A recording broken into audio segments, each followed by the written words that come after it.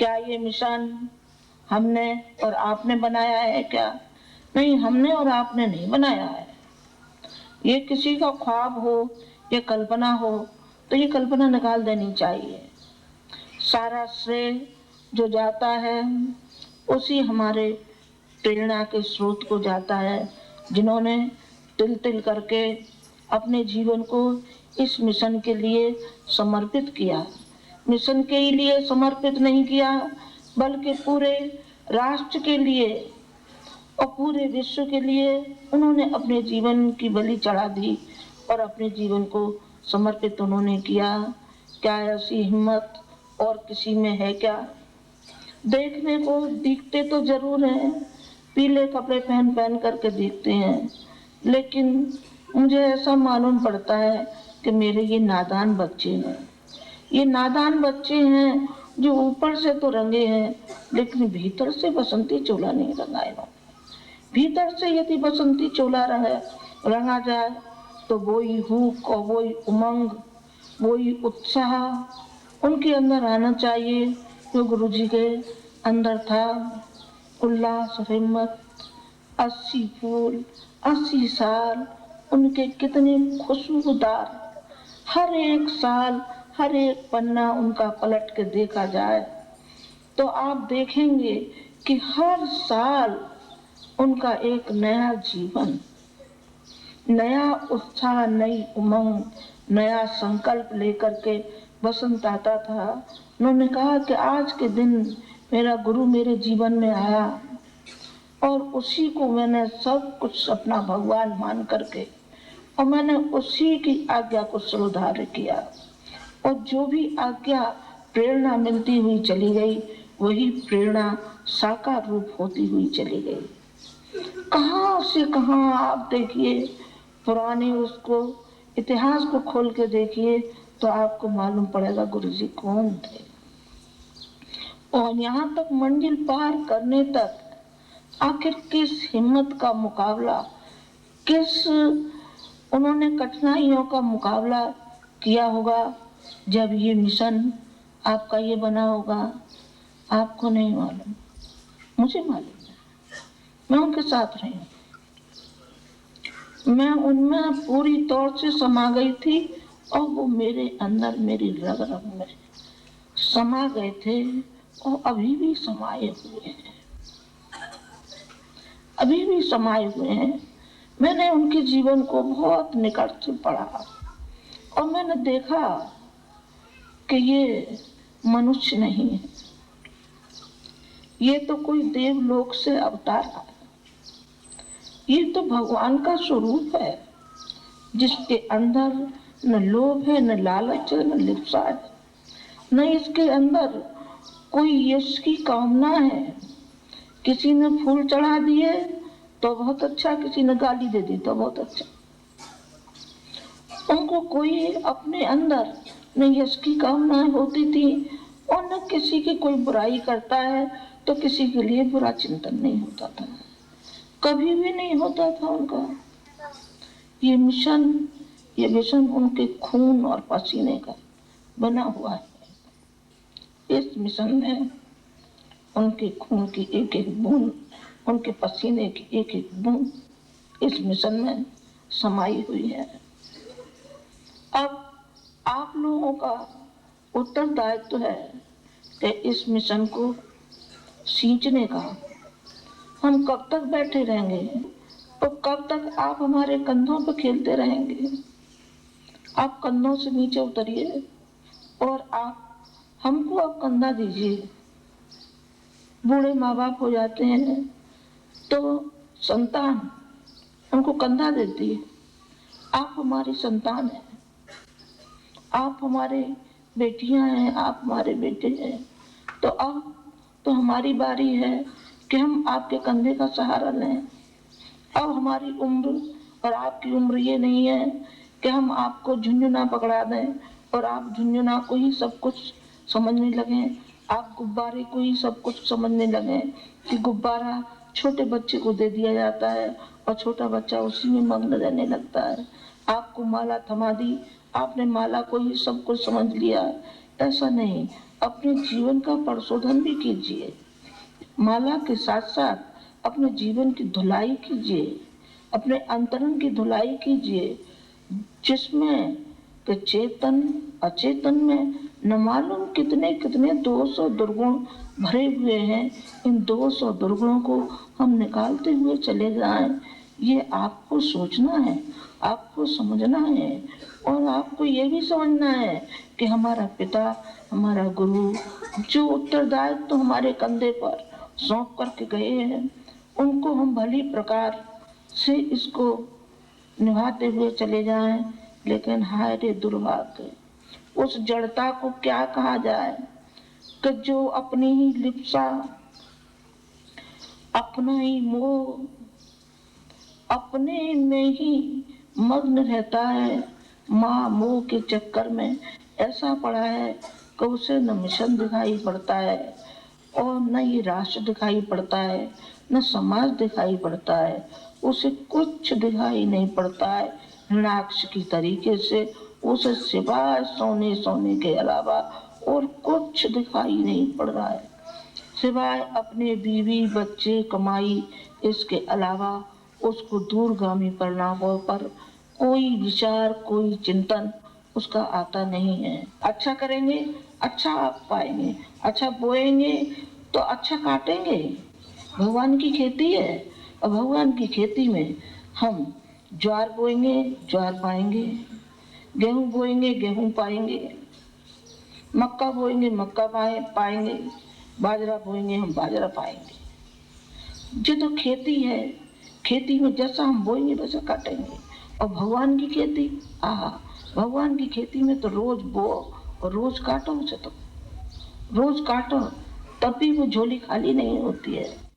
युग परिवर्तन की बेला में 21वीं सदी के प्रारंभ से ही परिजन परम पूज्य गुरुदेव की युग निर्माण योजना को दुगने उत्साह से कार्यान्वित करने में लगे हैं। कहीं सप्त आंदोलनों पर बल दिया जा रहा है, तो कहीं किसी मुसीबत में फंसे लोगों को राहत देने के कार्य हो रहे हैं, या फिर कुछ अन्य प्रगतिशील योजनाएं चलाई जा रही हैं। इन सब कामों में आम जनता का सहयोग और उसकी अग्रणी भागीदारी देखते ही बनती है। शांति कुंज तथा इसकी देश विदेश में फैली अनेकों शाखाओं में से कहाँ क्या हो रहा है, आइए नजर डालें जागृति के अग्निकण में।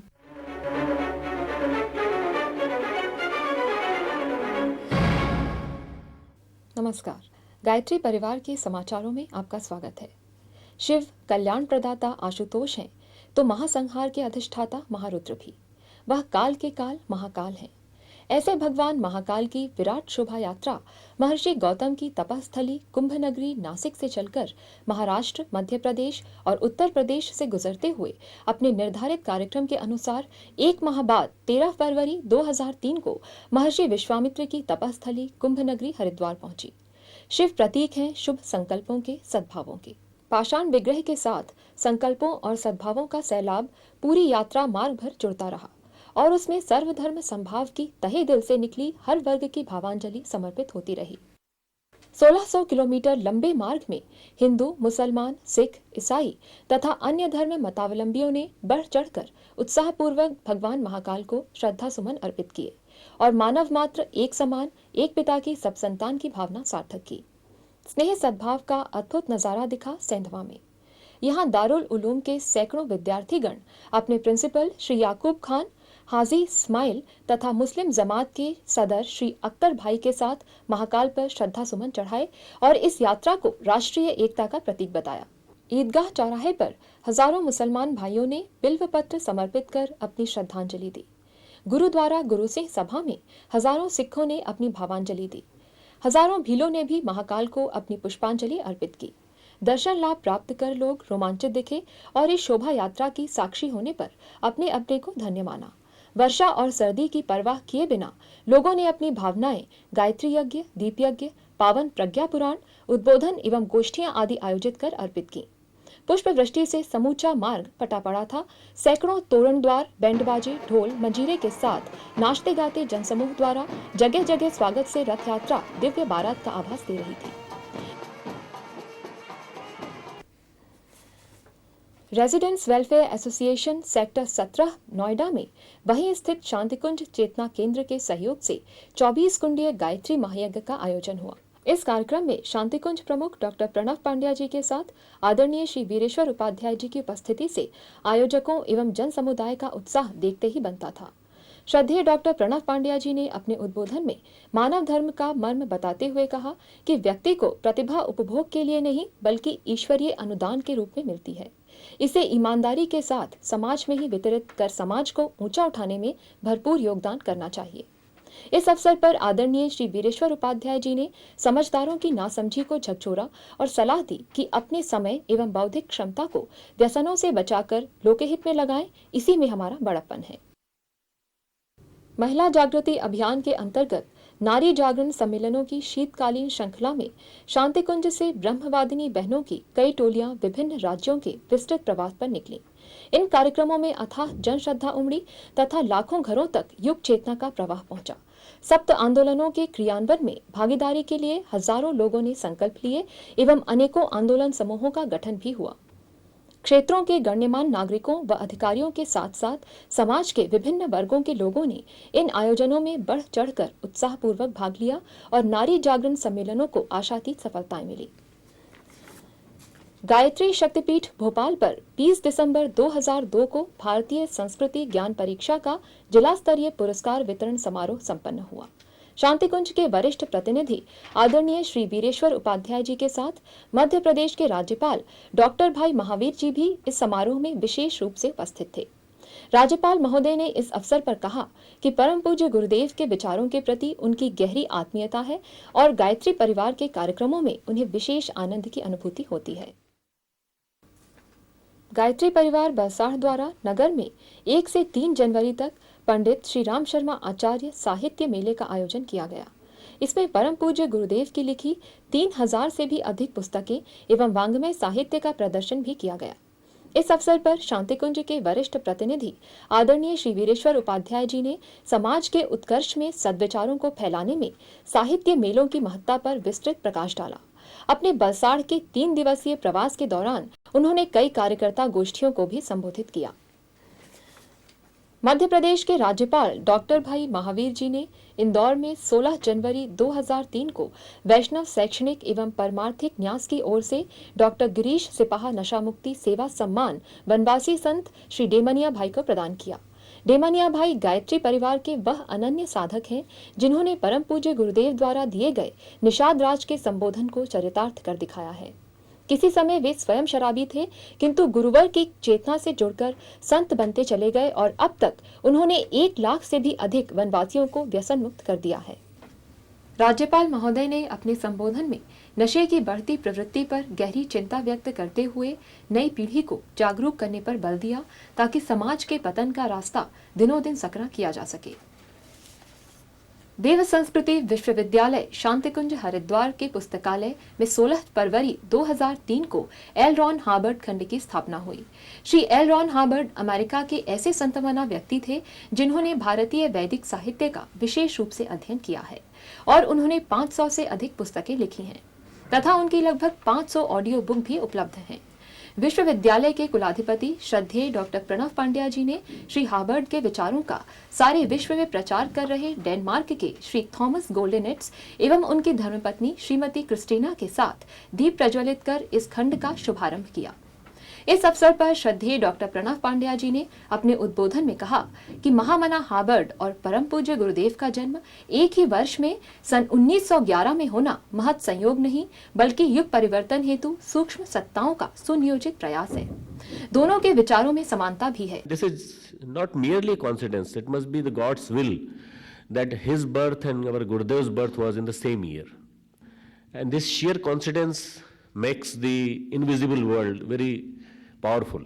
That somehow the invisible powers they wanted, that these two powerful persons should come in the world together so that the whole change starts occurring in a proper time. इस समारोह में श्री थॉमस ने महात्मा हार्वर्ड का समग्र वांग्मय देव संस्कृति विश्वविद्यालय को भेंट करते हुए कहा कि इस ज्ञान संपदा के दान के लिए यह विश्वविद्यालय ही सर्वोत्तम स्थान है। The Deaf Sanskriti University of Shantikunj is indeed the first place in India which will house such a great variety and large selection of books and recorded lectures by L. Ron Hubbard. To give these books to the University of Shantikunj, because Shantikunj itself is known for blending traditional Indian spirituality with scientific approach. Gwalior में 108 कुंडीय महायज्ञ एवं विराट संस्कार महोत्सव का भव्य आयोजन स्थानीय फूलबाग मैदान में संपन्न हुआ। कार्यक्रम का शुभारंभ विशाल कलश यात्रा से हुआ। शांति के वरिष्ठ एवं कर्मठ कार्यकर्ताओं के बड़े दल की उपस्थिति के साथ साथ श्रद्धेय डॉक्टर प्रणव पांड्या जी का स्वयं आगमन इस आयोजन की महत्ता की कहानी अपने आप कह रहा था। अपने प्रवास के दौरान इस कार्यक्रम में भागीदारी के अतिरिक्त आदरणीय डॉक्टर साहब ने अनेक गोष्ठियों को संबोधित किया तथा परम पूज्य गुरुदेव के जीवन वृत्त पर आयोजित भव्य प्रदर्शनी का उद्घाटन भी किया। महारानी लक्ष्मीबाई राष्ट्रीय प्रशिक्षण विश्वविद्यालय में आयोजित गोष्ठी में तनाव प्रबंधन पर बोलते हुए उन्होंने कहा कि भागदौड़ की जिंदगी, अनियंत्रित दिनचर्या और आत्मबल की कमी के कारण अधिकांश लोग तनावग्रस्त रहते हैं और घातक बीमारियों के शिकार बनते हैं। इसका समाधान और नियंत्रण ध्यान साधना द्वारा ही संभव है। Stress shows that we have got immense potential in our day-to-day life. हमारे अंदर जीवनी शक्ति का एक जखीरा भरा पड़ा है। हम उस जखीरे को यदि टैप कर लें और यदि उस जखीरे के माध्यम से अपनी जीवनी शक्ति, प्राण शक्ति को बढ़ा लें तो हम इतना ज़्यादा काम कर सकते हैं कि उसकी कोई सीमा नहीं। आदमी बीमारी से कभी नहीं मरता। आदमी बीमारी के बारे में सोच कर अनियमित रूप से काम करने पर, इरेगुलरली काम करने पर थक के आदमी मरता है। आदमी की जो भी आज परेशानियां हैं वो सारी इस वजह से हैं कि he doesn't know how to cope with stresses. यज्ञ स्थल पर हजारों कार्यकर्ताओं को संबोधित करते हुए गायत्री परिवार प्रमुख आदरणीय डॉक्टर प्रणव पांड्या जी ने कहा कि अब समय यज्ञ व ध्यान साधना के साथ साथ रचनात्मक कार्यों की ओर मुड़ने का है ताकि भारत भूमि सही मायने में स्वर्ग बन सके। रात्रिकालीन सभा में आज की परिस्थितियों पर प्रकाश डालते हुए उन्होंने कहा कि हमें अपने व्यक्तित्व को ऊंचा उठाने के लिए आत्मनिरीक्षण की प्रक्रिया अपनाना होगा और परम पूज्य गुरुदेव के आदर्शों को व्यवहार रूप में उतारकर श्रेष्ठ आचरण प्रस्तुत करना होगा। चैम्बर ऑफ कॉमर्स के सदस्यों को संबोधित करते हुए आदरणीय डॉक्टर प्रणव पांड्या जी ने कहा कि हमें स्वयं को सुधारने पर विशेष ध्यान देना चाहिए। विवेकानंद नीडम में अपने उद्बोधन में श्रद्धेय डॉक्टर प्रणव पांड्या जी ने कहा, मनुष्य के बारे में कहा गया है पुरुषो वा सुकृतम। पुरुष सबसे श्रेष्ठ कृति है भगवान की। पुरुषो वा सुकृतम उपनिषद की वाणी है और पुरुषो वा सुकृतम के माध्यम से भगवान ये कहते हैं कि न मानुषात् ही श्रेष्ठतरम किंचित। मनुष्य से श्रेष्ठ इस दुनिया में कोई नहीं। मनुष्य सबसे श्रेष्ठ है, श्रेष्ठ संतति है, इसलिए मनुष्य को श्रेष्ठ ही जीवन जीना चाहिए और वैसा जीवन जीना चाहिए जिसका वो अंश है। ईश्वर अंश, जीव अविनाशी। जीव ईश्वर का अंश है और ईश्वर का अंश होने के नाते हम सबका कर्तव्य है कि हम ईश्वर जैसा जीवन जिए। मनुष्य खुदा है, मनुष्य अल्लाह है, मनुष्य भगवान है और भगवान का अंश हमारे अंदर है। यह स्वामी विवेकानंद जी ने बताया, each soul is potentially divine, the goal is to manifest that divinity from within और out by any means. Work, worship, karmayoga, rajayoga, ध्यान योग, भक्ति योग, जो भी आपके पास हाथ लग जाए उस रास्ते से आप बढ़िए और जीवो ब्रह्मैव नापरः, वेदांत की सुक्ति को सार्थक करिए। पत्रकारों से चर्चा करते हुए उन्होंने कहा कि नैतिक मूल्यों के विकास के लिए आध्यात्मिक चेतना जरूरी है। उन्होंने गांवों से पलायन की प्रवृत्ति को रोके जाने पर विशेष बल दिया और कहा कि इसके लिए ग्रामीण क्षेत्रों में लघु एवं कुटीर उद्योग स्थापित करने की योजना को मूर्त रूप दिया जा रहा है। और इसी के साथ गायत्री परिवार की गतिविधियों के समाचार समाप्त हुए।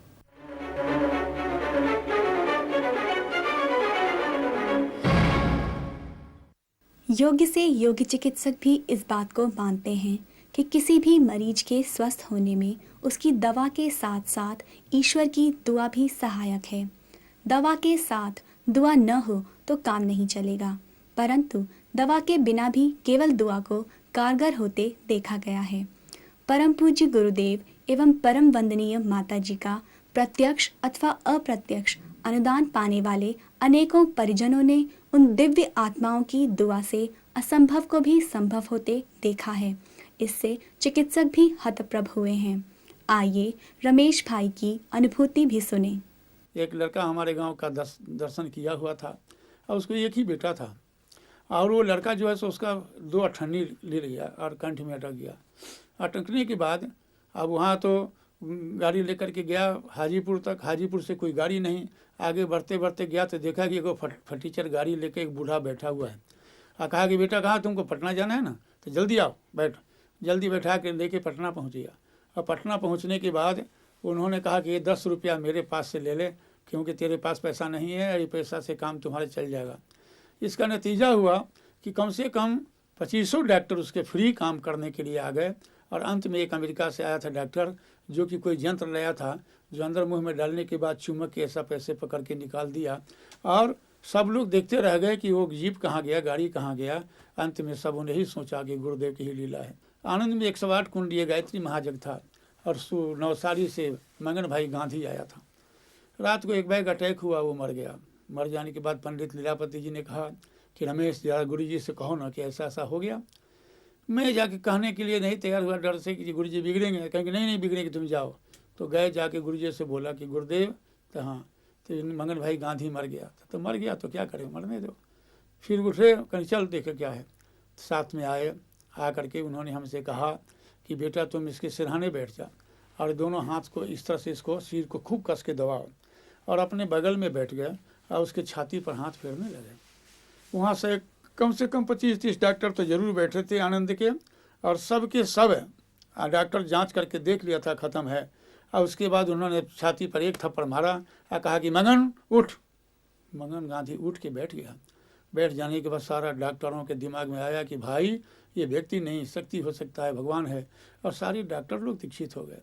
एक दिन की और बात है कि गुरुदेव वो मथुरा से वृंदावन की वो रिक्शा पर जा रहे हैं।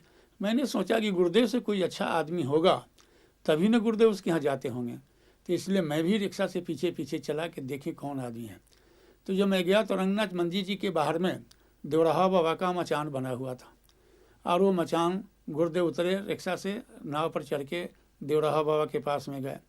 देवराहा बाबा मचान से उतर के गेट पर आ गए, और गेट पर आकर के गुरुदेव उनका पैर छूना चाहते हैं और वो इनका पैर छू रहे थे। और उसके बाद तुरंत वहीं से आज्ञा लेकर के गुरुदेव चल दिए। उसके बाद फिर हम गए तो वहाँ देखा कि बाबा के सामने एक टाटिया बाबा बैठे हुए हैं, और उनसे आशीर्वाद मांग रहे हैं कि बाबा हमें ऐसा आशीर्वाद दो कि हम वक्ता बन जाएं। तो देवराव बाबा कहते हैं कि बेटा तू भले ठीक है, जब वक्ता बन जाएगा, बढ़िया बढ़िया माल खाएगा, माल मिलेगा, बुद्धि भ्रष्ट हो जाएगी, साधुता से गिर जाएगा, तो तब तक हमारे ऊपर नजर पड़ेगी। उन्होंने कहा सुनो, तो गुरु का पीछा करता है, तुम पर प्यार है गुरु का, इसलिए छोड़ दिया। वो सब जानता है कि तू पीछे पीछे आए हो। तो मैंने उनसे कहा कि अच्छा एक बात का जवाब दीजिए आप, कि आप कोई आता है तो सर पर उसका पैर रख देते हैं, और गुरुदेव जब आए तो आप गेट पर उनका पैर आप छू रहे थे, आपका पैर वो छू रहे थे। और इसको देख करके मैं दंग रहा कि क्या मामला है। उन्होंने कहा कि देखो बेटा, हम साधु हैं, अब वो है कि एक महान पुरुष हैं। हम अगर जाके दर्शन करते दिया मंडी में, सब लोग पूछता कि भगवान है, या उनको चैन से नहीं रहने देता। इसलिए मैंने प्रार्थना की थी, आराधना की थी कि आप मेरे को दर्शन दे के जाइए। वही तुम्हारे गुरुदेव दर्शन दे के गए, और यही बात है।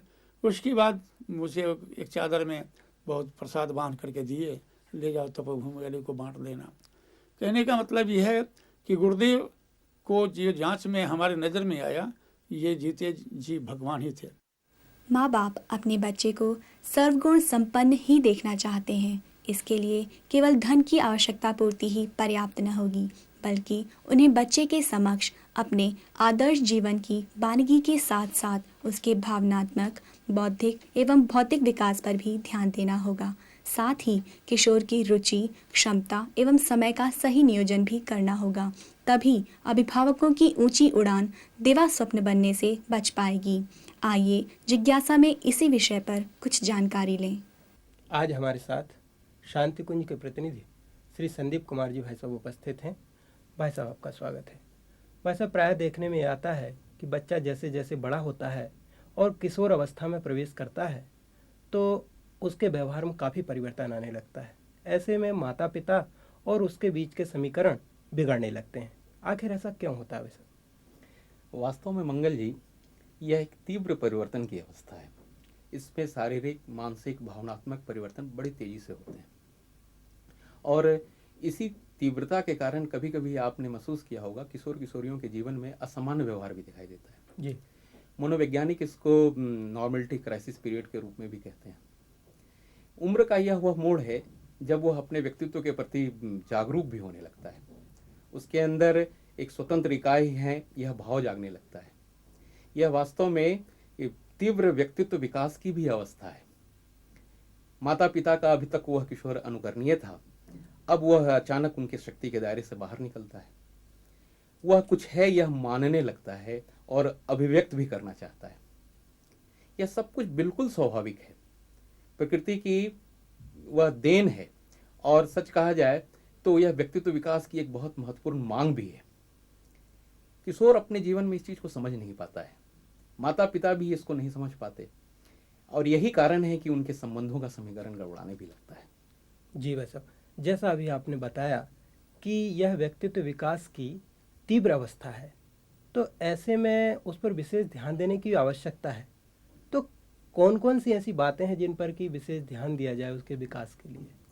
बहुत सही कहा। इसमें बहुत नाजुक है यह उम्र का मोड़, जिसमें ध्यान देने योग्य कई सारी चीजें हैं। सबसे महत्वपूर्ण तो यह है कि वो एक ऊर्जा के प्रवाह के साथ जुड़ता है इस मोड़ पर जी। और इस ऊर्जा का अगर ठीक ठीक नियोजन ना हो पाए तो जीवन में भटकने की भी संभावना बनी रहती है।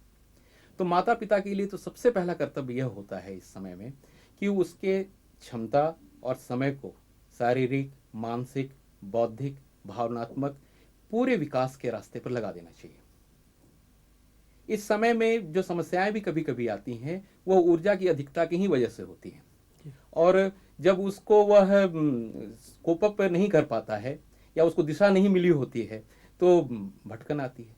इसलिए सामान्य तौर पर अभिभावकों को यह चाहिए कि इतना उसका समय व्यक्तित्व विकास के भावों के साथ उसके बांध दें कि वो कहीं कोई और भी परिस्थितियों के गड़बड़ाने जैसी बात उसके जीवन में रहे ही नहीं। यह महत्वपूर्ण है। एक महत्वपूर्ण बात और हम आपको बतलाएं कि यह वह क्षण है जिसमें व्यक्ति की अपनी मौलिकता भी प्रकट होती रहती है। हर एक की अपनी अपनी मौलिकता है। कोई विश्लेषणात्मक बुद्धि का है, कोई कवि हृदय का है। आपने देखा होगा कभी कभी कोई गणित का विद्यार्थी बहुत अच्छी तरीके से कैलकुलेशंस वगैरह कर लेता है और किसी के लिए बड़ा कठिन सब कुछ लगता है, लेकिन वो एकदम कवि हृदय होगा। तो एक के अंदर में अंतर्बोध का विकास है, एक के अंदर विश्लेषण का विकास है। इन चीज़ों को भी माता पिता को ध्यान रखना पड़ेगा कि इसमें मौलिकता क्या है, और एक बार मौलिकता की सही तलाश हो गई तो उसके व्यक्तित्व के गठन में बहुत आसानी हो जाती है। तो भाई साहब, जहां आपने ये गठन की बात कही उसके व्यक्तित्व के लिए, ये उसकी मौलिकता है, लेकिन उस गठन के लिए ऐसी कौन कौन सी एक्टिविटीज़ हैं जो हम कर सकते हैं? हाँ, जैसा कि मैंने अभी आपको भी बतलाया कि 3 तल पर हमें बराबर ध्यान देना होगा, शारीरिक, मानसिक और भावनात्मक तल पर। तो शरीर के तल को ही अगर हम लोग पहली बार लें तो शरीर में सबसे पहली बात आती है कि हमारा शरीर स्वस्थ रहे। बच्चे के अंदर में यह भाव जगना चाहिए कि शरीर के स्वास्थ्य के लिए क्या क्या आवश्यक है।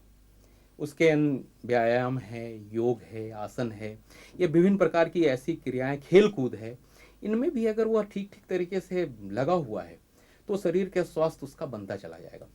इसके साथ ही जुड़ी हुई है आपके आहार की व्यवस्था। पौष्टिक आहार उसको उस समय में उसके सारे अंग अवयव विकसित हो रहे हैं, ठीक ठीक तरीके से मिलने चाहिए। कहा तो यह जाता है कि किशोरियों को उस समय में बिल्कुल भोजन के विषय में बहुत सही तरीके से जागरूक होना चाहिए।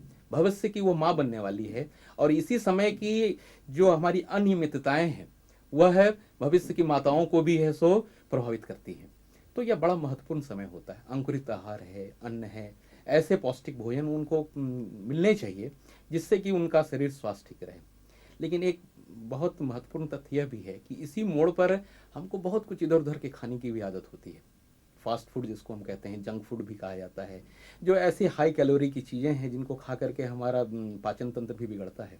तो बड़ा महत्वपूर्ण है यह समय, जबकि मान लीजिए कभी कभी किसी को खाने का मन भी कर जाए, कोई बात नहीं है, खा लिया है तो अगले दिन ज़्यादा से ज़्यादा सलाद, अंकुरित सब्जियां, ये सब खिला करके उनके पौष्टिक रूप से शरीर के स्वास्थ्य के लिए बराबर ध्यान देते हुए अपने शरीर के तल पर कार्य को ठीक ठीक करना चाहिए। फिर मन का आता है, मानसिक रूप के लिए अपने विषयों से वो जुड़ा हुआ है, विषय उसके जितने हैं पढ़ने के लिए जो जिम्मेदारियां मिली है उसके लिए वो ठीक जागरूक रहे, अच्छी बात है।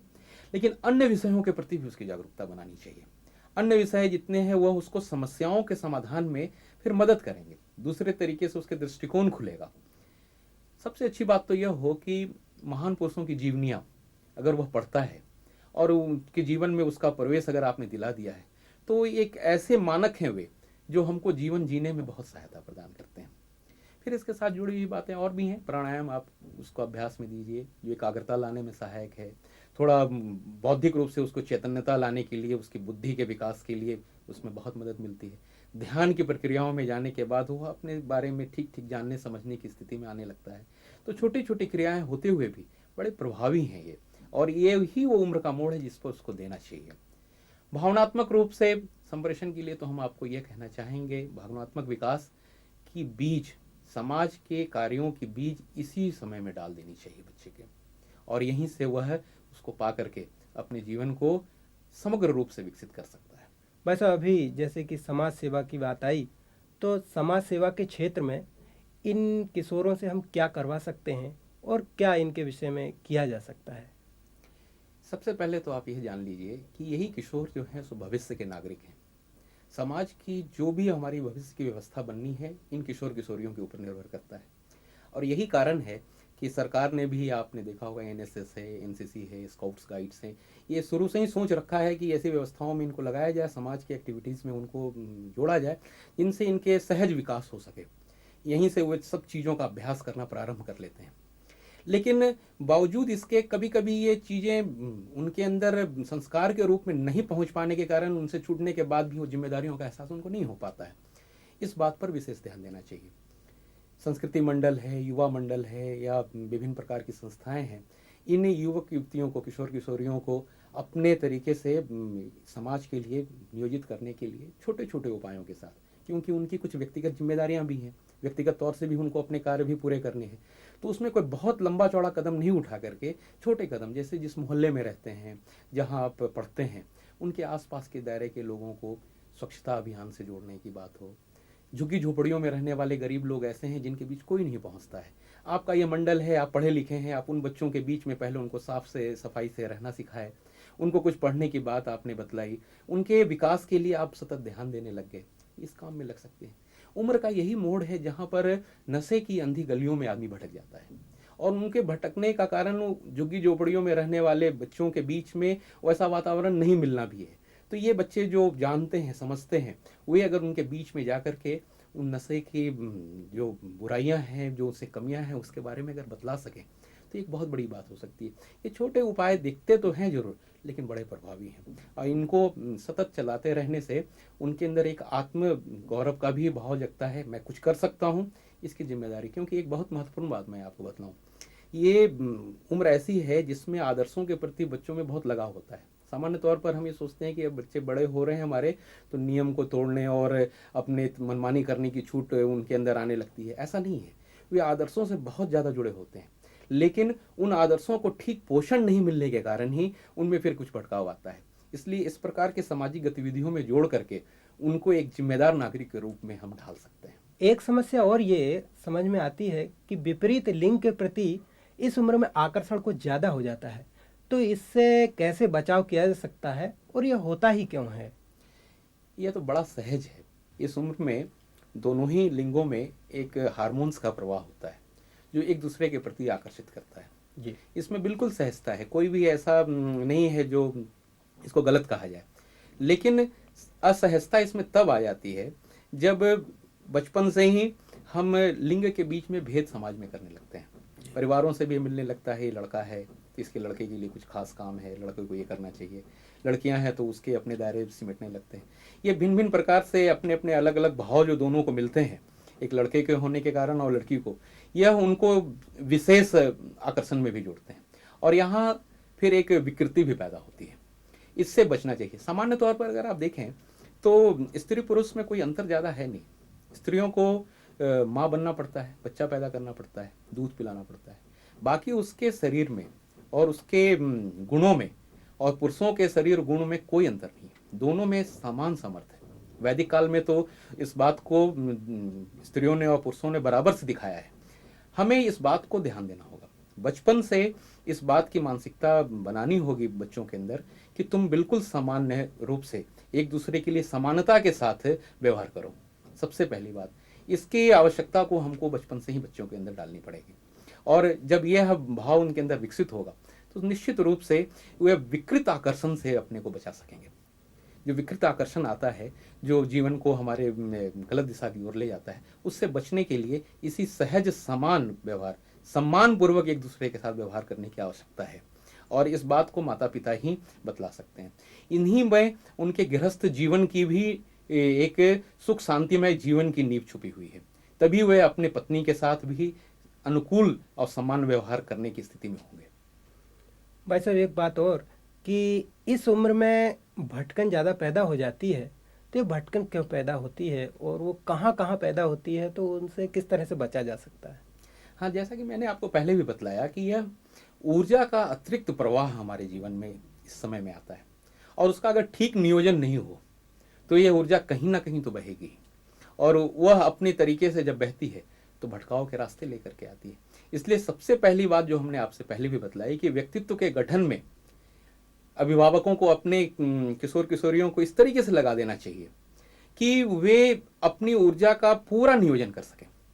और जहाँ ऐसा नहीं हो पाता है तो समाज की अलग अलग धारा में जुड़े हुए लोग ड्रग एब्यूज़ के लिए, चाहे आपको नशा हो या गलत आदतों के रूप में जुआ खेलना हो या गंदी साहित्यों के साथ में उनका संपर्क हो जाना हो, ये इस तरीके की चीज़ें उनके जीवन में आ जाती हैं। और अगर वह व्यक्तित्व के प्रति जागरूक है, उसे मालूम है कि अपने व्यक्तित्व को गठित करने में उसे कौन कौन सी जिम्मेदारियों को पूरा करना है, तो उसके ऊर्जा का नियोजन उस दिशा में होगा तो बच जाएगा। भटकन का दूसरा कारण भावनात्मक पोषण का अभाव भी होता है। घर परिवार में अगर भावनात्मक पोषण मिलता रहे तो बच्चे भटक नहीं सकते। माता पिता अपने बच्चों को ठीक ठीक तरीके से सारे वो भाव दे सकें, उनको अपने घर में आनंद मिलने लगे तो कहीं बाहर उसकी तलाश के लिए नहीं जाएंगे। यह संबंध बनाया जाना बहुत जरूरी है। इस उम्र में एक प्राणिक संवेग हमारे अंदर आता है और जो मांग करता है कभी उछल कूद करना, इधर नाचना गाना, ऐसा कुछ संवेग है हमारे पास में, जिसके लिए अगर समुचित वातावरण घर या ऐसे अनुशासित लोगों के बीच बना दिया जाए जहां उनके प्राणिक संवेग को एक दिशा मिल जाती हो तो कोई उसमें हर्ज की भी बात नहीं है। इस बात का भी ध्यान रखा जाए। और यही वह उम्र है जिसमें अब आकर के हमारे यहाँ मुहावरे भी हैं कि बच्चे का अगर जूता पिता के पैर में आ जाए तो अब उसके साथ मित्रवत व्यवहार करना चाहिए। जी। तो बस इसी उम्र में पिता को यह मान लेना चाहिए कि अभी तक तो हम उसको आदेश देते थे, अब आदेश से नहीं बल्कि इसकी भावनाओं को कदर करके, इसको किसी भी चीज को तर्क के साथ, तथ्य के साथ समझा करके उसकी कमियों के बारे में भी बतला करके उसके कमियों को दूर की जा सकती है। कदाचित किसी बच्चे से कोई भूल भी इस समय में होती हो तो माता पिता को इसको लेकर के हाय तौबा नहीं मचानी चाहिए। उसको एकांत में बिठा करके उसकी सारी परिस्थितियां, उससे होने वाले दुष्परिणाम भविष्य में कौन कौन से हैं जिसको तुमको झेलना पड़ सकता है, इसकी बातें कर सकते हैं और उससे बच्चा संभल भी जाता है। ऐसी कोई दिक्कत नहीं है। तो इसलिए इस मोड़ पर भटकन से बचाने में मित्रवत व्यवहार अपने में बड़ा आवश्यक होता है। और एक महत्वपूर्ण बात और इसके साथ जुड़ी हुई है जिसको कि हमको ध्यान में रखना चाहिए, जो कुछ भी हम उस बच्चे के अंदर, किशोर के अंदर, हम किशोरियों के अंदर देना चाहते हैं वह हमारे जीवन में भी कहीं हो। आदर्श हमारे जीवन में होगा, जो कुछ हमने अपने जीवन में जिया है हमारे बच्चे उसको जिएंगे, इसमें कहीं कोई भी दो मत नहीं है। परम पूज्य गुरुदेव हमारे एक बहुत महत्वपूर्ण बात कहते हैं इस बारे में, और उनमें उन्होंने कहा है कि जो बच्चों को सिखलाते हैं उन पर यदि बड़े खुद अमल करने लग जाए तो ये संसार स्वर्ग बन जाए। भाई साहब आपका बहुत बहुत धन्यवाद, आप यहाँ आए, आपने हम सबका मार्गदर्शन किया। वास्तव में किशोर अवस्था व्यक्ति के जीवन की बड़ी महत्वपूर्ण और नाजुक घड़ी है। यदि इस समय उसकी समग्र ऊर्जा और समय को व्यक्तित्व के विकास के लिए लगा दिया जाए और उसके अनुकूल वातावरण बना दिया जाए तो एक स्वस्थ व्यक्ति और सभ्य समाज का आधार खड़ा किया जा सकता है, क्योंकि यही किशोर भावी समाज के निर्माता हैं। सौंदर्य अभिलाषी कौन नहीं है, सुंदरता की चाह किसे नहीं है, परंतु दृष्टिकोण में अंतर के कारण हर एक के लिए सुंदरता भी भिन्न भिन्न होती है। वस्तुतः अंतर मन को उकेरे बिना वास्तविक सौंदर्य का दर्शन संभव नहीं है। सत्य ही शिव है, शिव ही सुंदर है, यही शिव साधना का मर्म है। शिव के भक्तों में देवता और मानव के साथ साथ दैत्य और राक्षस भी हैं। यहाँ तक कि भगवान विष्णु के विरोधी भी शिव की आराधना करते हैं। ऐसे कल्याणकारी औघड़दानी शिव के शिवत्व को जानने के लिए आइए हम सब उनके अंतरंग और बहिरंग स्वरूप का तत्व दर्शन समझने का प्रयास करें।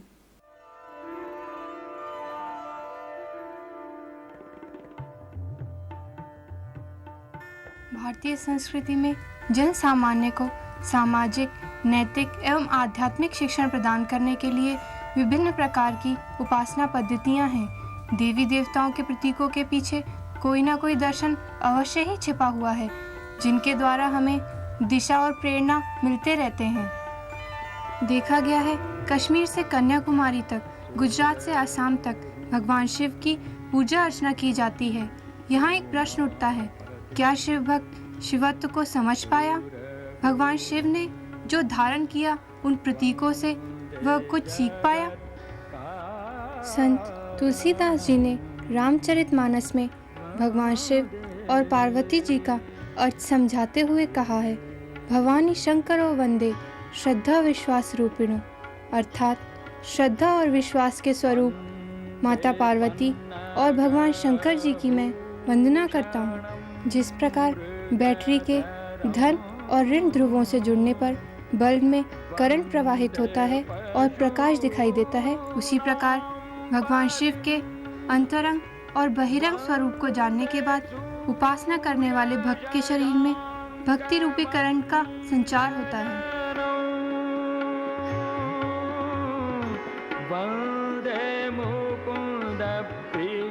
शिव पूजन में विग्रह मूर्ति पर बेलपत्र, कनेर पुष्प, दूध, धतूरा आदि चढ़ाया जाता है।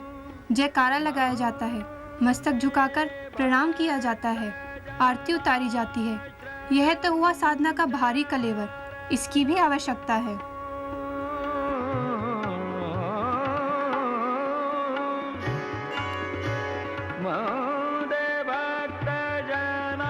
किंतु यह दुख की बात है कि हम केवल उसके बहिरंग रूप से ही परिचित हैं, उसके अंतरंग रूप और उसकी शक्तियों का लाभ हम बिल्कुल नहीं उठा पाते हैं। आइए विचार करें, भगवान शिव का अति महत्वपूर्ण अंतरंग स्वरूप क्या है? संपूर्ण विश्व ब्रह्मांड के प्रतीक भगवान शिव हैं। इनके गोल विग्रह में समस्त विश्व समाहित है। यही है धरती माता, विश्व माता। यह हमें विश्व बंधुत्व की प्रेरणा देता है। जैसा व्यवहार हम अपनी माता के साथ करते हैं, वैसा ही व्यवहार हमें पृथ्वी माता के साथ करना चाहिए। भगवान शिव की जटाओं से गंगा प्रवाहित होती है, यह भी एक प्रतीक है। गंगा से तात्पर्य है ज्ञान गंगा, अर्थात भक्त के मस्तिष्क से ज्ञान गंगा प्रवाहित होनी चाहिए। भगवान शिव के मस्तक पर चंद्रमा शोभायमान है। चंद्रमा शीतलता का प्रतीक है। यह हमें संदेश देता है कि हमें अपने मस्तिष्क को संतुलित बनाए रखना चाहिए। व्यक्ति के सामने आए दिन नाना प्रकार के दुख, कष्ट, कठिनाइयाँ आते ही रहते हैं। व्यक्ति को चाहिए कि ऐसे समय में विचलित ना होकर भगवान के चरणों में अपना ध्यान लगाए और अपने लक्ष्य की ओर निरंतर अग्रसर रहे। भगवान शिव के गले में विषधर सर्प लिपटे रहते हैं, जिनकी सांसें भी विषैली होती हैं। हमारे आसपास ऐसे लोगों की कमी नहीं है जो नित्य ही हमारी निंदा, आलोचना करने में लगे रहते हैं, सदैव जहर उगलते हैं। हमें चाहिए कि ऐसे लोगों के साथ व्यवहारिक वातावरण स्थापित करें और सामाजिक कार्यों में उनका सहयोग लें।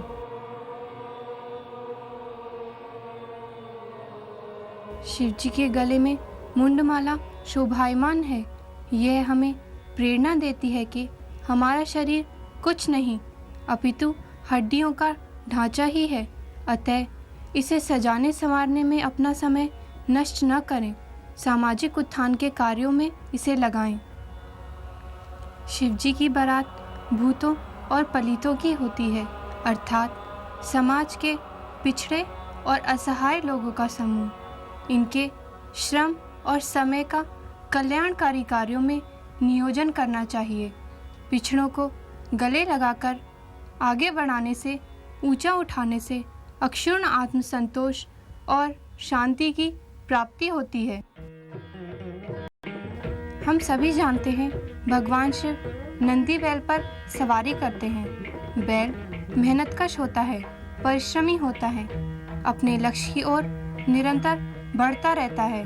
जो व्यक्ति परिश्रमी होगा, मेहनती होगा, भगवान शिव उसकी सवारी करेंगे, अर्थात उसे अपनाएंगे, उसे अपने जैसा बनाएंगे।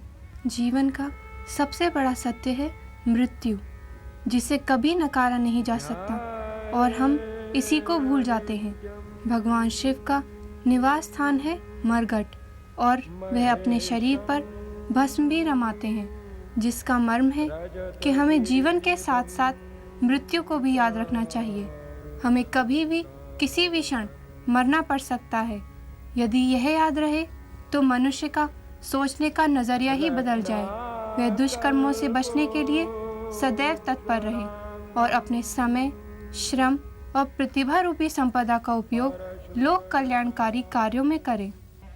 क्या आप बता सकते हैं कि जब हम सभी के दो दो आंखें हैं तो भगवान शिव के तीसरे नेत्र का क्या अर्थ है? दार्शनिक बताते हैं यह तीसरी आंख है विवेक की, अर्थात प्रज्ञा चक्षु। यह हमें अदृश्य घटनाओं का पूर्वाभास कराती है। हम अपनी इन दो आँखों से केवल सुख और दुख ही देख पाते हैं। भगवान शिव के तीसरे नेत्र से अर्थ है कि भक्त विवेकशील बने, तात्विक दृष्टि रखे। भगवान शिव के हाथ में त्रिशूल रहता है। शूल का अर्थ है कष्ट। मनुष्य को मूलतः 3 प्रकार के कष्ट होते हैं। लोकेशना अर्थात सम्मान की कामना, हमने जो कुछ भी किया उसके बदले में समाज में हमारा सम्मान होना चाहिए।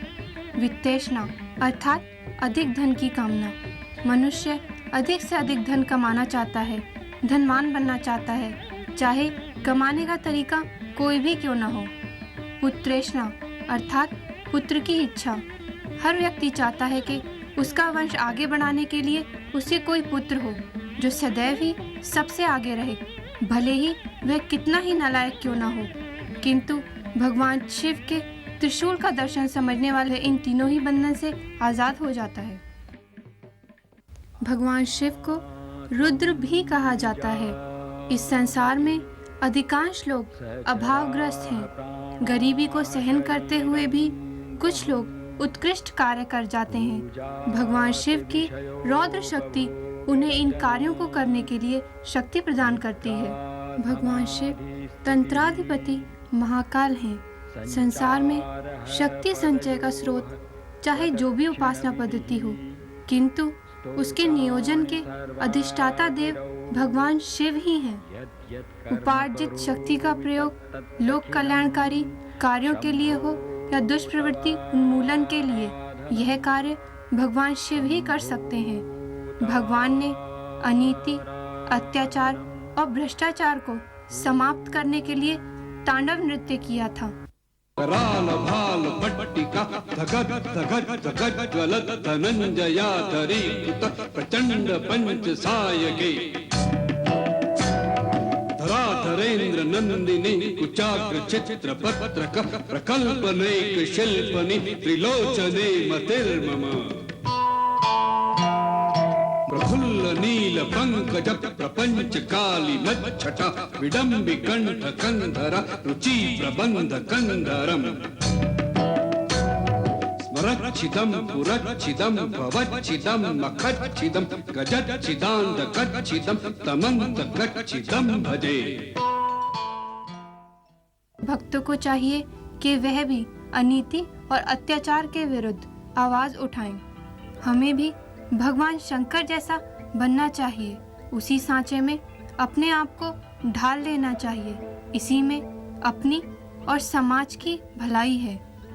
भारत देवताओं की कर्म भूमि रहा है, आज भी है और भविष्य में भी रहेगा। देवता जहाँ भी होते हैं वहाँ शांति, प्रेम, संपन्नता और सौंदर्य का वातावरण होता है। सत्य ही शिव है, शिव ही सुंदर है। अतः शिव भक्त जहाँ भी जाएं, वहाँ ऐसा ही दिव्य वातावरण विनिर्मित करें, ऐसी ही उनसे आशा है, अपेक्षा है।